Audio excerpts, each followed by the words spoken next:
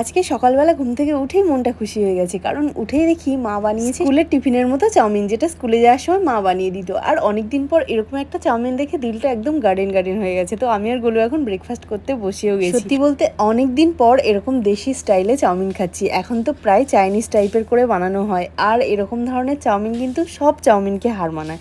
আর এখন আমি খাচ্ছি, দেখো আমার মুখের এক্সপ্রেশনটা, কি খুশি আমি। মা এই চাউমিনটাতে কিন্তু ঝিরিঝিরি করে পটলও দিয়েছিল। তো তোমাদের কাদের কাদের মা এরকম পটল দিয়ে বানায় তোমরা কিন্তু কমেন্টে জানাতে একেবারেই ভুলো না।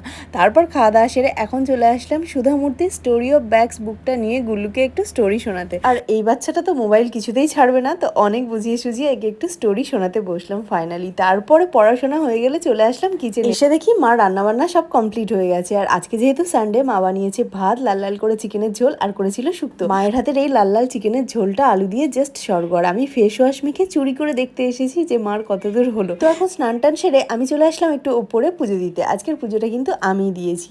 আর আমাদের এই মন্দিরটা হচ্ছে মা লক্ষ্মীর মন্দির, এছাড়াও গোপাল ঠাকুর আছে, আর অনেক ঠাকুরই আছে। আর এসে দেখি ভিজে গামছাটা আমি বিছানায় রেখে দিয়েছি, মা দেখলে একদম রক্ষে নেই। তারপর চলে আসলাম ভিজে গামছাটা মেলতে। আর এটা হচ্ছে আমাদের ওপরের ঘর। আর এই ফুলগুলো দেখো বহু বছরের পুরনো, তাই তোমাদের সাথে একটু শেয়ার করলাম। এগুলো বাপি অনেক দিন আগে কিনেছিল। পুজো দিয়ে চলে এসেছিলাম এই ঘরটাতে একটু বসবো বলে। এসে দেখি বাপি মশারি অগোছালো করে রেখে দিয়েছে। এখানে রাতে বাপি শুয়েছিল কালকে, তাই ভাবলাম থাক, এখানে আর বসে কাজ নেই, এখন মশারি টশারি গুছাতে অনেক টাইম লেগে যাবে।